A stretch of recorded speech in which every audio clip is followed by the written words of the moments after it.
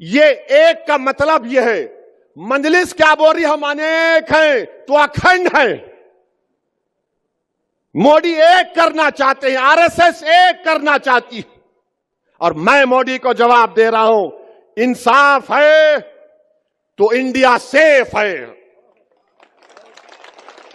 इंसाफ है तो India safe है, संविधान है तो सम्मान है, अंबेडकर जिंदा है तो गोडसे मुर्दा है।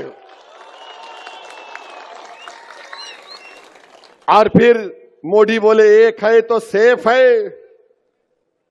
जितने छत्रपति शिवाजी महाराज को सच्चे मानने वाले हैं तो मोहब्बत है, तो मोहब्बत है। और मोदी बोल रहे एक है तो सेफ है। तो मोदी क्या कर रहे महाराष्ट्र के चुनाव में?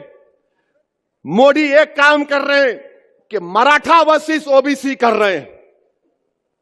मोदी क्या करना चाहते हैं? मैं हमारे ओबीसी भाइयों को बोल रहा हूं कि इसकी साजिश में मत आओ आप।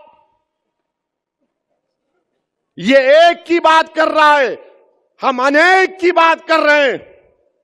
ये लड़ाना चाहते हैं, एक के नाम पर सबको लड़ाना चाहते हैं।